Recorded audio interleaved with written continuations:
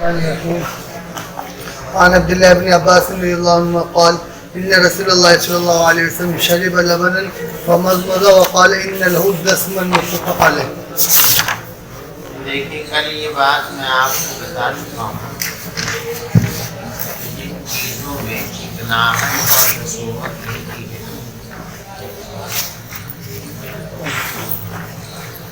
اور ان کو کھانے اور پینے کے بعد بہت دیر تک ان کے اثرات باقی رہتے ہیں، ایسی چیزوں کو کھانے اور پینے کے بعد اگر آپ نماز شروع کریں تو کلی کر لینی چاہیے تاکہ منہ سے وہ اثرات غائب ہو جائیں اور ان اثرات کی موجودگی نماز میں آپ کے ذہن کو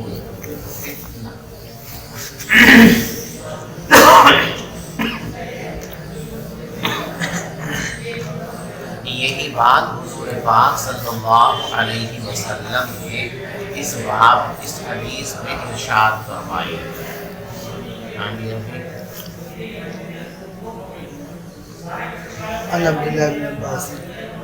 رسول پاک صلی اللہ علیہ وسلم نے ارشاد، رسول پاک صلی اللہ علیہ وسلم نے دودھ نوش فرمایا فمضمضہ اور اس کے بعد کلی فرمائی اور یوں ارشاد فرمایا ان لہو دسمن، اس کے اندر دسومت ہوتی ہے، چکناہٹ ہوتی ہے۔ وعن بريدة رضي الله عنه أن النبي صلى الله عليه وسلم صلى صلوات يوم الفتح بوضوء واحد ومسح على خفيه۔ دیکھیے حضور پاک صلی اللہ علیہ وسلم کا معمول مبارک یہ تھا کہ وضو کی ضرورت ہو یا نہ ہو، جب بھی نماز پڑھتے تھے ہر نماز کے لیے نیا وضو فرمایا کرتے تھے، لیکن فتح مکہ کے دن آپ نے ساری نمازیں ایک ہی وضو سے ادا فرمائی۔ اس کا مقصد تھا لوگوں کو تعلیم دینا۔ اگر آپ اس موقع پر ہر نماز کے لیے علیحدہ وضو فرماتے تو یہاں نئے نئے لوگ آج اسلام میں داخل ہو رہے تھے، مکے والے، وہ یہ سمجھتے کہ شاید ہر نماز کے لیے نیا وضو کرنا فرض ہے، حالانکہ ایسا نہیں۔ دوسرے ان کو اسلام کے سلسلے میں بھی ایک غلط فہمی ہو سکتی ہے، اس لیے کہ وہاں پانی کی بڑی قلت تھی۔ جب ان کے سامنے یہ منظر آتا کہ دن میں 5 مرتبہ وضو کرنا ہے تو فی کس 5 لوٹے، ایک گھر میں اگر 5 افراد ہیں تو 25 لوٹے پانی تو صرف وضو کے لیے چاہیے۔ اب استنجے کی ضرورت علیحدہ ہے، نہانے کی ضرورت علیحدہ ہے، کھانا بنانے کی ضرورت علیحدہ ہے، پینے کی ضرورت علیحدہ ہے، تو وہ سہم جاتے ہیں کہ بھی اسلام قبول کرنے کے بعد سب سے بڑا مسئلہ تو یہی پیدا ہوگا کہ پانی اتنا کہاں سے لائیں گے۔ لوگوں کو یہ بتانے کے لیے کہ ہر نماز کے لیے نیا وضو کرنا ضروری نہیں ہے، ایک ہی وضو سے جب تک وہ وضو ختم نہ ہو جائے آپ جتنی چاہیں نمازیں ادا کر سکتے ہیں۔ تو اپنے اس معمول سے ہٹ کر آپ نے آج نیا معمول بنایا کہ ساری نمازیں ایک ہی وضو سے ادا فرمائی تاکہ امت کو معلوم ہو جائے کہ ہر نماز کے لیے وضو کرنا ضروری نہیں ہے، ایک وضو سے کئی نمازیں ادا کی جا سکتی ہیں۔ حضرت بريدہ رضی اللہ تعالیٰ عنہ سے مروی ہے کہ نبی پاک صلی اللہ علیہ وسلم نے فتح مکہ کے دن ساری نمازیں ایک ہی وضو سے ادا فرمائی، ومسح علی خفیہ اور موضوع پر مسح بھی فرمایا۔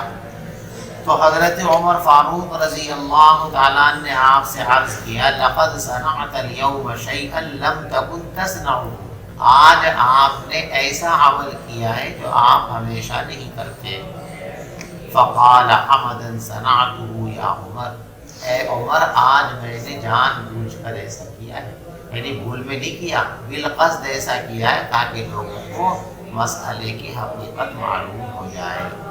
وعن سوید بن النعمان أنه خرج مع رسول الله صلى الله عليه وسلم عام خيبر حتى إذا كانوا بالصحباء وهي من أدنى. صحبا خیبر کے قریب ایک جگہ اور آبادی کا نام تھا.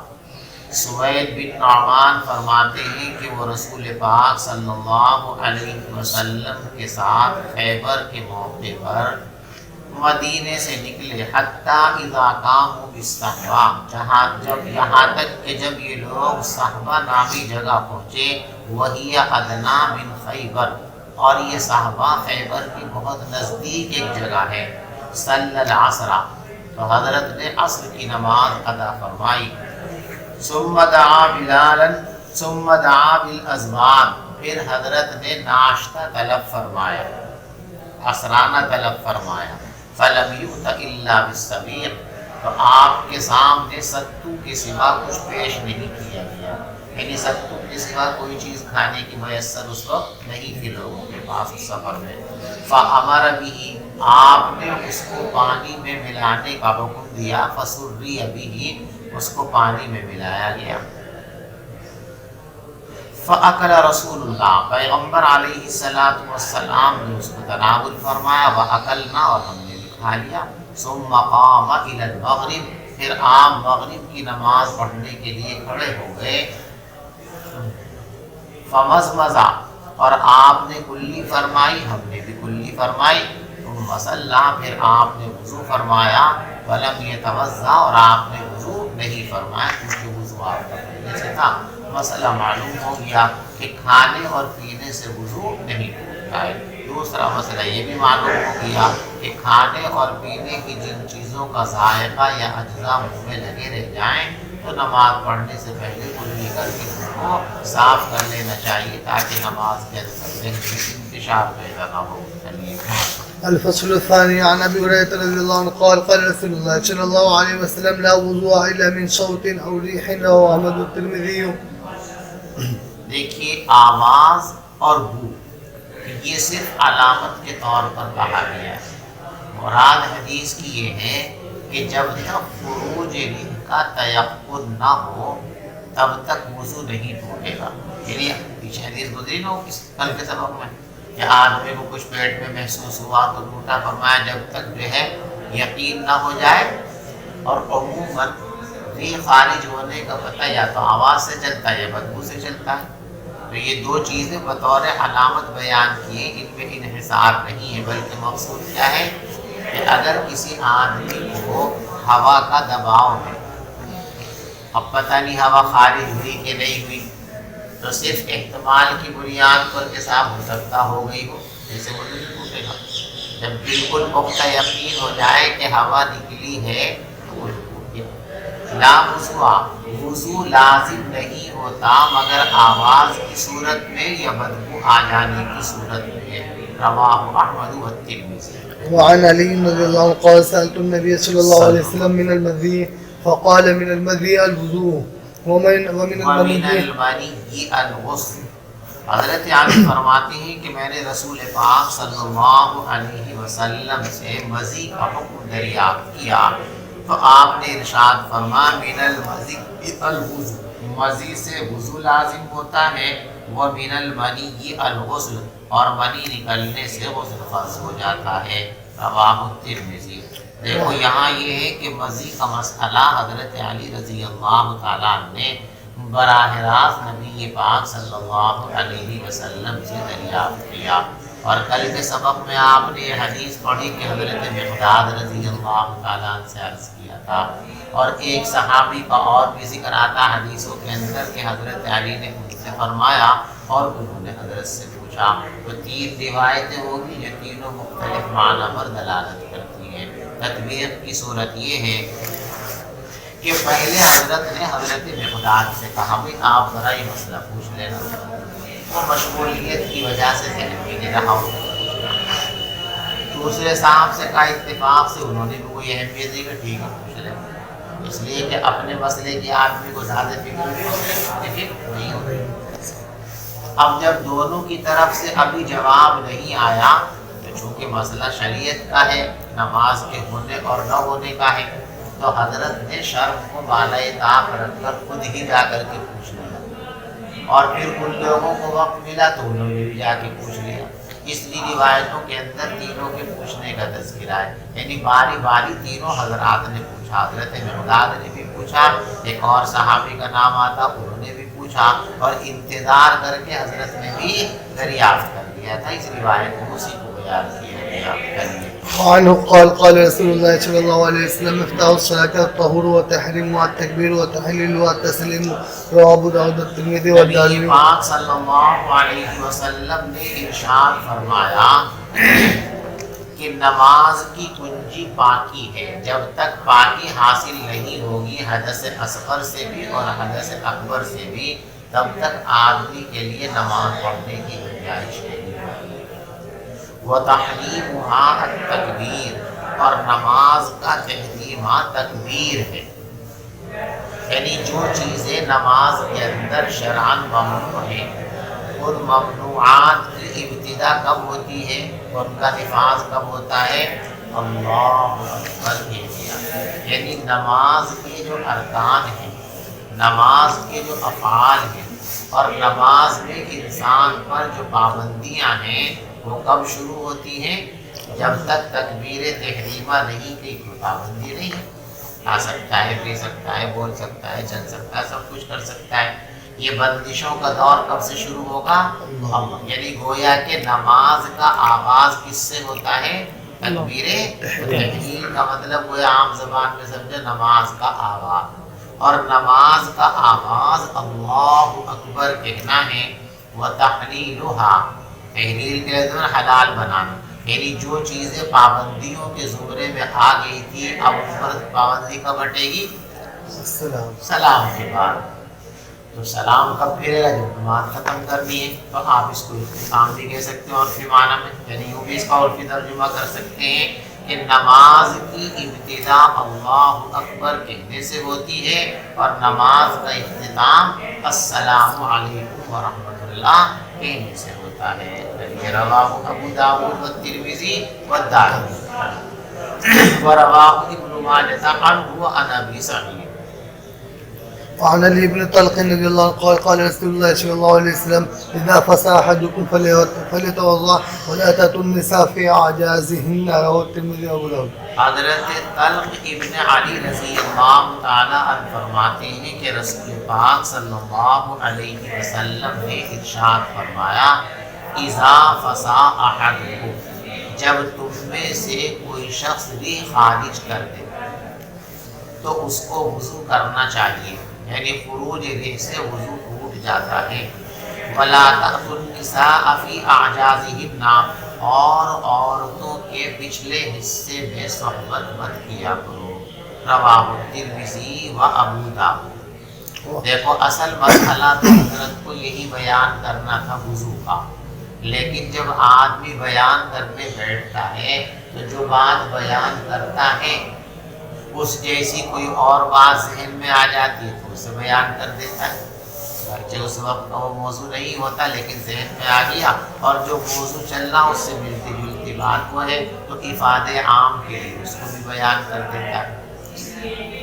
کبھی کبھی ایسا ہوتا ہے کہ ایک آدمی انسان بیان کرتا ہے اپنی تقریر میں اور سبق میں، تو کوئی ایسی چیز ذہن میں آ جاتی ہے کہ جس کا لوگوں میں چرچا ہو، یا جس کی لوگوں کو ضرورت ہو، یا جس کے بارے میں لوگ محتاج ہوں.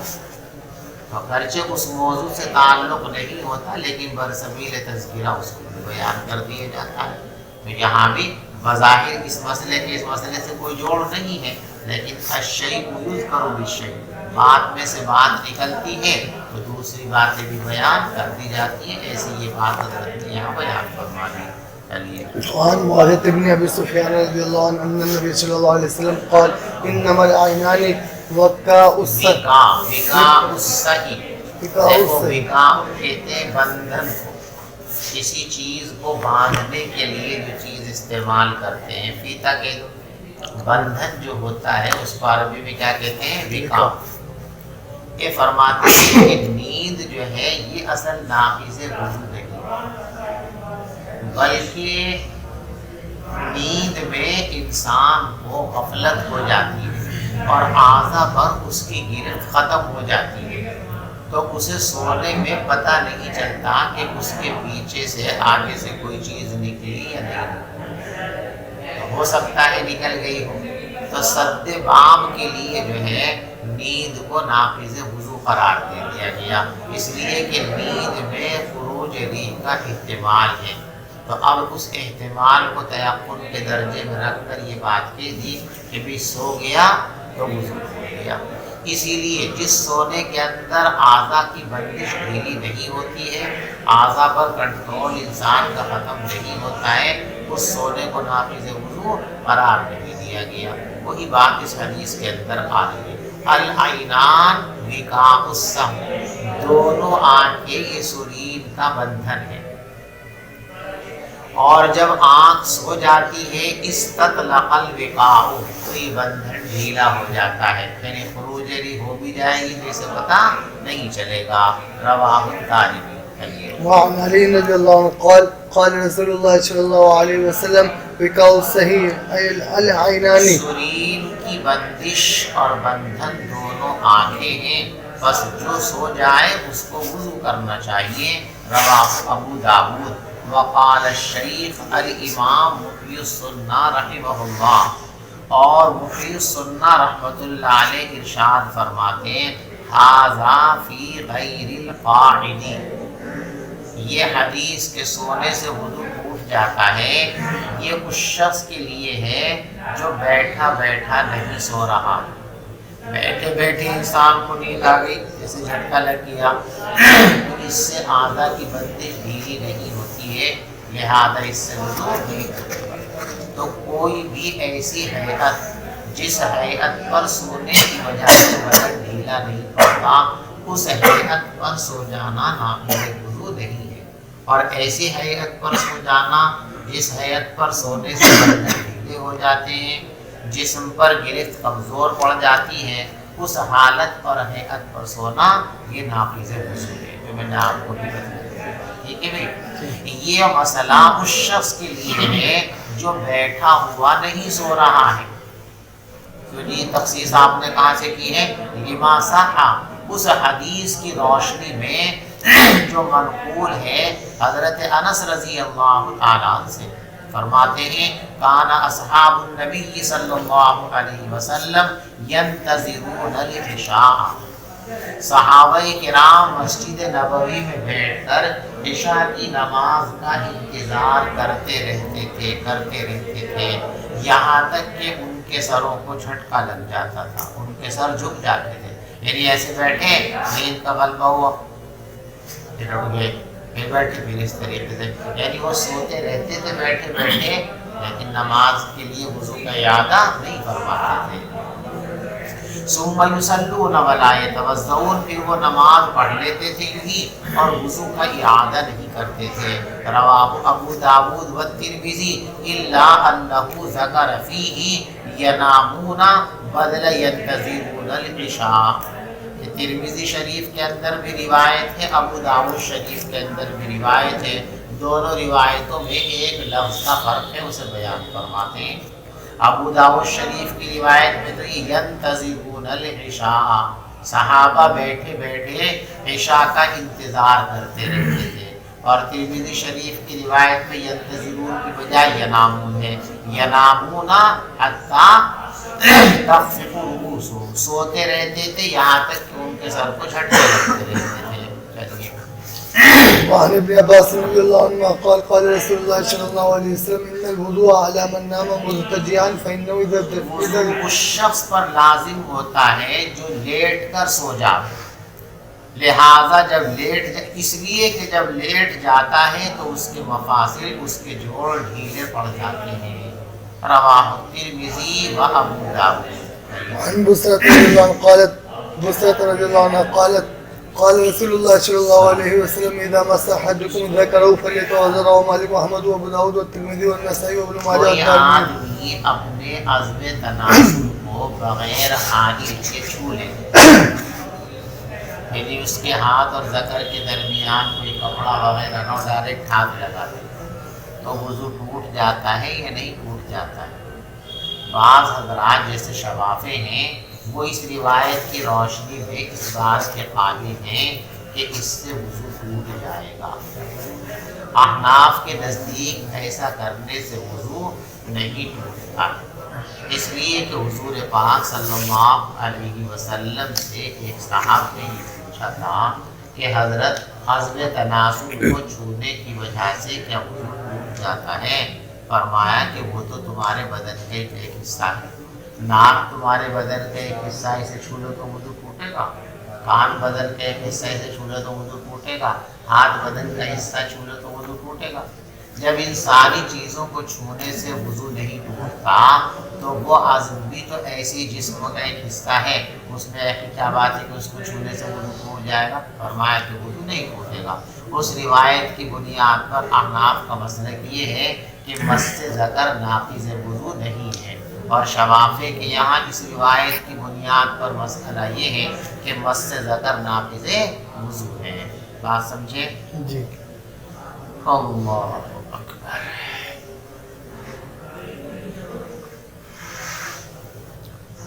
جب تم میں سے کوئی اپنے عضو تناسل کو چھو لے تو اس کو وضو کرنا چاہیے۔ رواہ مالک و احمد و ابو داود و ترمذی و نسائی و ابن ماجہ و الدارمی۔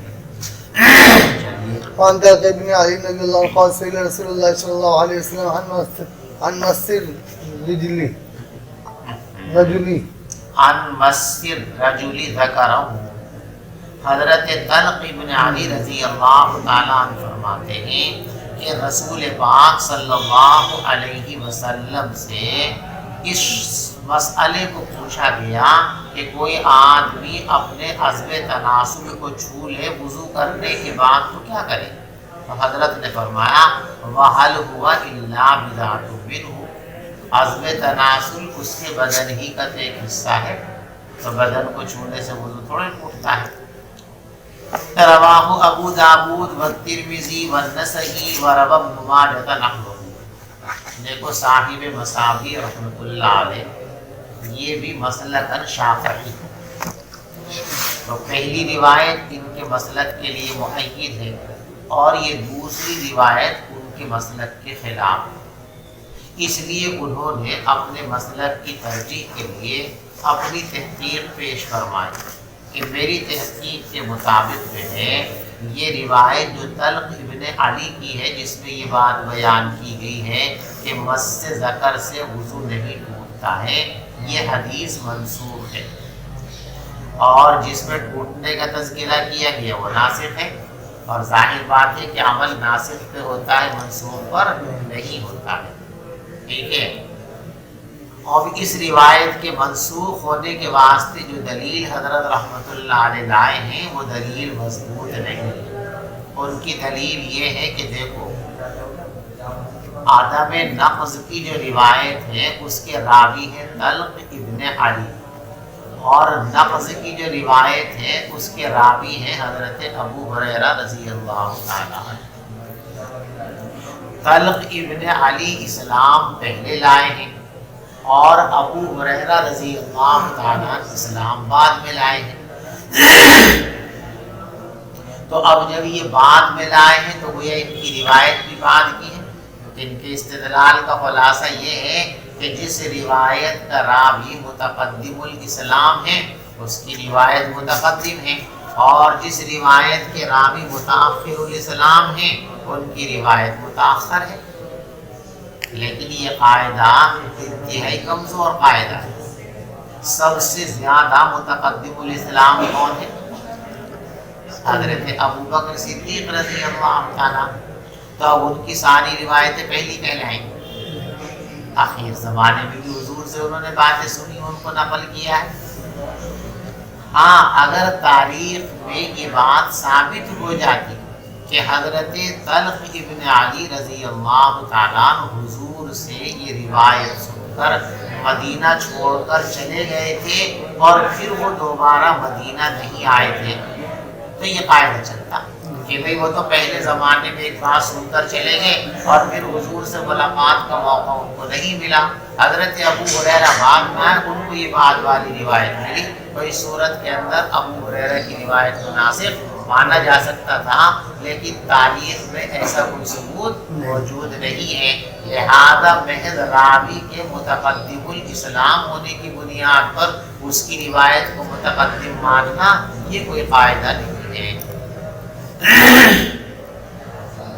اور شیخ امام محی السنہ رحمۃ اللہ علیہ ارشاد فرماتے ہیں کہ یہ طلق ابن علی کی روایت منسوخ ہے، اس لیے کہ ابو ہریرہ اسلام لائے ہیں طلق کے مدینہ آنے کے بعد۔ وقد روا، جبکہ ابو ہریرہ رضی اللہ تعالیٰ نقل کرتے ہیں رسول پاک صلی اللہ علیہ وسلم سے کہ حضرت نے یوں فرمایا، اذا افضى احدکم بيده الى ذکرہ لیس بینہ وبینہا شیء فلیتوضا، کہ جب تم میں سے کوئی شخص اپنا ہاتھ اپنے ذکر تک پہنچا دے اس طرح کہ ذکر اور اس کے ہاتھ کے درمیان کوئی آڑ نہ ہو، کوئی کپڑا نہ ہو، تو اس کو وضو کرنا چاہیے۔ رواہ الشافعی والدارقطنی ورواہ النسائی عن بسرى، اور اس روایت کو حضرت امام نسائی رحمۃ اللہ علیہ نے حضرت بسرہ رضی اللہ تعالی عنہ سے بھی نقل کیا ہے، الا انہ لم یذکر لیس بینہ وبینہا شیء، مگر یہ کہ نسائی کی روایت میں یہ اخیر کا جملہ لیس بینہ وبینہا شیء، یہ جملہ نسائی شریف کے اندر موجود نہیں ہے۔